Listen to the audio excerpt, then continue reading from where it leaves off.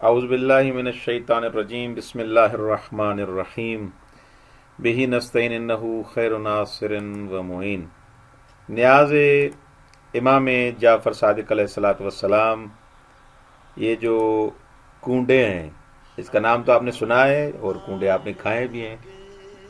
कूंडे नहीं खाते क्योंकि कूंडों में ये न्याज पकती है, तो इस हिसाब से इस न्याज का ही कूंडे कूंडे पड़ गया है।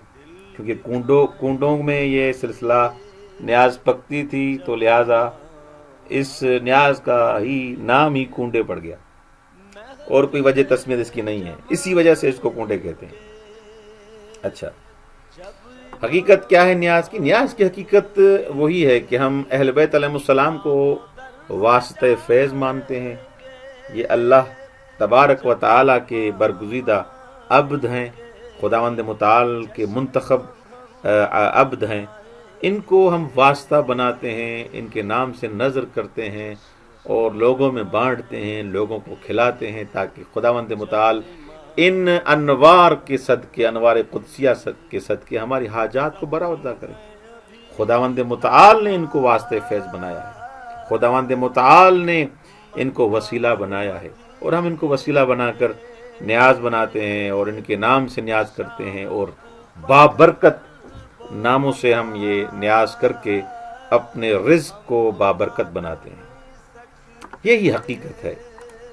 अच्छा, कुछ चीज़ें जिनके बारे में बताना ज़रूरी है, उनकी इस्लाह अब ज़्यादा वो नहीं है, लेकिन कुछ चीज़ें उनकी तरफ तवज्जो ज़रूरी है। हम कुछ चीज़ों में ज़्यादा पाफिशारी करते हैं और उसको मजहब बना लेते हैं, ऐसा नहीं है। कुछ चीज़ें उनमें थोड़ी दिक्कत करना ज़रूरी है, उसमें अगर हम अपनी इस्लाह करेंगे तो बेहतर हो जाएगा। देखें, सबसे पहली चीज़ जो आप के लिए ज़रूरी है जिसको समझना, हमारे यहाँ एक कॉन्सेप्ट पाया जाता है कि कूंडे की न्याज को घर से बाहर नहीं लाया जा सकता, ले जाया जा सकता हो, और कुछ अफराद तो कहते हैं ये जायज़ भी नहीं है, ये हराम है, और पता नहीं क्या हो जाएगा और अहले बैत अलैहिमुस्सलाम हमसे नाराज़ हो जाएंगे।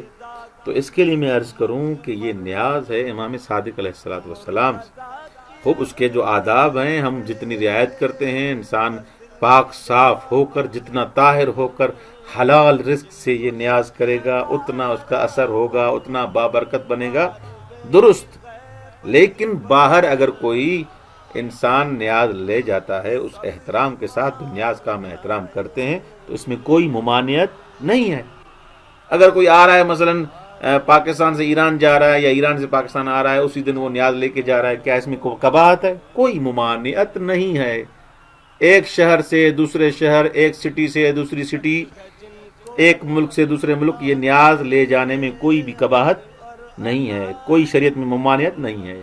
जैसे वो न्याज खा सकता है, ऐसे ये न्याज खा सकता है। खूब। दूसरी चीज़ कि कुछ अफराद कहते हैं कि ये 22 रजब के साथ न्याज जो है वो मखसूस है और इसके अलावा आप नहीं कर सकते। क्यों? बस जगहों पे तो मैंने देखा है और हमने खुद भी किया है कि आप 22 रजब के अलावा किसी और दिन भी ये मौला इमाम सादिक़ अलैहिस्सलातु वस्सलाम का न्याज कर सकते हैं, कोई इसमें कबाहत नहीं है। 23 को करें, 24 को करें, किसी और 27 को करें, हाँ बाबरकत नाम है, 13 को करें, न्याज खिलाएं मोमिनीन को और आप उस बरकत से फ़ायदा उठाएं। तो लिहाजा 22 रजब के दिन एक अच्छी चीज़ है, हमारे यहाँ मरसूम है, ये अच्छी रस्म है। 22 रजब को आप न्याज करते हैं, इसमें कोई कबाहत नहीं है। अल्लाह के नाम पर अहले बैत अलैहिमुस्सलाम को वास्ता बनाकर ये न्याज जो हम खिलाते, कोई इसमें कबाहत नहीं है। लेकिन ऐसे कहना कि 22 रजब के अलावा दूसरे दिन नहीं करना, ये गलत है। आप दूसरे दिनों में भी ये न्याज कर सकते हैं, हाँ अलबत्ता जो कर रहे हैं करें, उनको रोका नहीं जा रहा, कर रहे हैं तो सीधी सी बात है। कुछ अफराद, कुछ सुन्नतें ऐसी होते हैं, कुछ रस्में ऐसी होती हैं जो अच्छी होती हैं, ये अच्छी रस्म है। हमारे यहाँ जो बिदअतें और अजीब व गरीब रस्में पाई जाती हैं, वो उनका शरीयत से कोई ताल्लुक़ नहीं होता, लेकिन ये अहले बैत अलैहिमुस्सलाम के उस अंदाज से ये न्याज की जा रही है, उनके नाम से की जा रही है, तो इसमें कोई कबाहत नहीं है। 22 रजब को करें आप, 23 को करें या 13 को करें, 27 को करें, कोई इसमें دن کی قید نہیں ہے۔ اچھا، اس کے علاوہ جو تیسری چیز جو بتانا ضروری سمجھتا ہوں، نیاز میں کچھ بھی پکایا جا سکتا ہے، یعنی ایسی نہیں ہے کہ میٹھی پوڑیاں ہوں وہ ضروری ہیں وہی پکائیں آپ، یا مثلا کھیر پکا دیں فقط وہ ہو، یعنی فقط میٹھی چیز کا پکانا ضروری نہیں ہے۔ اس کے علاوہ آپ پلاؤ بھی کر سکتے ہیں، بریانی بھی کر سکتے ہیں، آپ مچھلی بھی کر سکتے ہیں، مچھلی بھی پکا سکتے ہیں، آپ تکے کر سکتے ہیں، کباب بنا سکتے ہیں۔ مولا کے نام پہ جو بھی آپ حلال رزق ہے اور مومنین کو کھلائیں، تو لہذا فقط میٹھا کرنا ہے، کوئی اور چیز کھلانا کوئی سمجھے کہ مثلا صحیح نہیں ہے، نہیں، آپ جو بھی کھلائیں صدق کے دل سے خلوص سے کھلائیں، ہاں خداوند متعال راضی ہو جائے گا۔ اچھا، کوئی بس مخصوص چیز پکانا ضروری نہیں۔ اور اس کے علاوہ جو ضروری جس چیز کو سمجھتا ہوں، کچھ افراد کہتے ہیں کہ یہ سائیں نیاز جو ہے وہ رات میں ہی پکانی چاہیے، دن کو نہیں، بس پوری رات جو ہے خواتین بیچاری وہ زحمت کرتی ہیں۔ سیدھی سی بات ہے، انسان جو گھر میں نیاز پکا رہا ہوتا ہے تو اس میں زحمت ہے۔ آپ دوسرے ایام اعضاء میں یا دوسرے میلاد میں آپ نیاز پکاتے ہیں، جشن میں، تو سیدھی سی بات ہے آدمی گھر میں جب یہ بندوبست کرتا ہے تو رات کو جاگتا ہے اور کوشش کرتا ہے، محنت کرتا ہے، زحمت کرتا ہے، تب جا کے نیاز مومنین تک پہنچتی ہے۔ تو ضروری نہیں کہ رات کو ہی نیاز پکائی جائے، آپ دن کو پکائیں رات کو کھلا دیں، رات کو پکائیں دن کو کھلا دیں، کوئی اس میں قباحت نہیں ہے، بلکہ جائز ہے۔ جب سہولت آپ کو نظر آئے جیسے ویسے کریں، ٹھیک، یہ مسئلہ بھی حل ہو گیا۔ ایک بات جو کہنا ضروری سمجھتا ہوں وہ یہ ہے کہ دیکھیں، یہ بابرکت محفل ہے، مومنین آپ کے گھر آئے، آپ کے گھر میں سفرہ بچھا، دسترخوان بچھا، اہل بیت علیہ السلام کے حبدار اور مومنین آپ کے گھر میں آئے، اب وہاں پر آپ ان کو مستند واقع سنائیں، حدیث قصہ پڑھیں، دعائے کمیل پڑھیں، زیارت عاشورہ پڑھیں۔ خوب یہ جو مستند جو چیزیں ہمارے ہاں ہیں، روایات ہیں اہل بیت علیہ السلام کے سلسلے میں، آپ وہ ان کو سنائیں مومنین کو، بجائے اس کے کہ اٹھ پٹانگ اور الٹی سیدھی باتیں کریں آپ سفرے پر۔ سب سے پہلے آپ قرآن کی تلاوت سے شروع کریں، قرآن کی تلاوت کے بعد حدیث قصہ پڑھ لیں، دعائے توسل پڑھ لیں، دعائے کمیل پڑھ لیں، اس کے بعد آپ مومنین کو یہ نیاز بھی دے دیں۔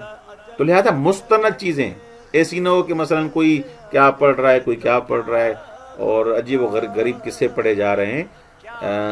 آپ مستند چیزیں جو ہماری بابرکت محفلوں میں پڑھی جاتی ہیں، حدیث کے ساتھ دعائے کمیل، دعائے توسل، وہ پڑھ کے اس کے بعد آپ، میرے خیال میں 20 منٹ یا آدھا گھنٹہ بھی نہیں لگے گا، اور آپ دعا بھی پڑھ لیں گے، محفل بھی نورانی ہو جائے گی، اور مومن آرام سے نیاز کھا کے چلے بھی جائیں گے۔ اچھا، اس کے علاوہ جو ایک چیز ضروری ہے کہ انسان اس نیاز کو جب انسان پکائے تو اتنی بات آپ کے ذہن میں ہونی چاہیے، انسان جتنا خلوص سے پکائے گا، جتنا آداب ادب کا خیال کرے گا، یعنی یہ کوئی نہ کہے کہ مثلا کوئی جو کیا کہتے ہیں خاتون ہے وہ پاک نہیں ہے یا مرد پاک نہیں ہے، وہ پکائے گا تو صحیح ہے، بھائی صحیح ہے یا غلط ہے اس سے بات نہیں ہے، لیکن اثر کتنا ہے۔ انسان جو باوضو ہو کر، طاہر ہو کر، پاک ہو کر جب اہل بیت علیہ السلام کا ذکر پڑھتا ہے، ان کی نیاز پکاتا ہے، اسی لیے تو ہے نا، آپ جب نیاز پکا رہے ہیں، قصیدے پڑھ رہے ہیں، دعا پڑھ رہے ہیں، زیارت عاشورہ پڑھ رہے ہیں، دعائے توسل پڑھ رہے ہیں، اس نیاز پہ بھی اثر ہے، وہ کھانا بابرکت بن جائے گا، کیونکہ بالآخر ہر چیز تسبیح خدا کر رہی ہے۔ جب وہ چیز، وہ نیاز، وہ طعام، وہ غذا ذکر حسین سنے گا، ذکر خدا سنے گا، اس پر ذکر خدا پڑھا جا رہا ہے، تو وہ کتنا طعام بابرکت ہو جائے گا۔ تو لہذا انسان جو پاک اور صاف ہے، طاہر ہے، وہ نیاز کو پکائے۔ انسان ترجیح ایسے افراد کو دے جو پاک ہیں، صاف ہیں، طاہر ہیں، وہ نیاز پکائیں گے تو اور اثر ہوگا. اور یہی چیزیں ہیں جس سے انسان حقیقت میں اپنے گھر کو، اپنے ماحول کو ایک متبرک ماحول بنا سکتا ہے، بابرکت ماحول بنا سکتا ہے. نورانی ماحول تب بنے گا جب ہم اپنی محفلوں کو اہل بیت علیہ السلام کے ذکر کے ساتھ، اہل بیت علیہ السلام کی جو دعائیں جو ہمیں تعلیم دی گئی ہیں، ان دعاؤں کو ہم جب اپنے گھروں میں پڑھیں گے، کیونکہ روایت میں آپ نے پڑھا ہے اور مختلف جگہوں پر مجلسوں میں اور محفلوں میں آپ نے سنا ہے کہ جس گھر میں قرآن کی تلاوت ہوتی ہے وہاں پر شیاطین نہیں آتے. جس گھر میں دعائے توسل ہوگی، اللہ کا نام آئے گا، خدا کا نام آئے گا، رسول خدا کا نام آئے گا، اس گھر میں شیاطین نہیں آئیں گے، نحوست نہیں آئے گی، بیماریاں اور آفتیں چلی جائیں گی. تو لہذا ہمیں ان اذکار کے ساتھ، ذکر الہی کے ساتھ، ذکر معصومین کے ساتھ اپنے گھروں کو منور کرنا چاہیے.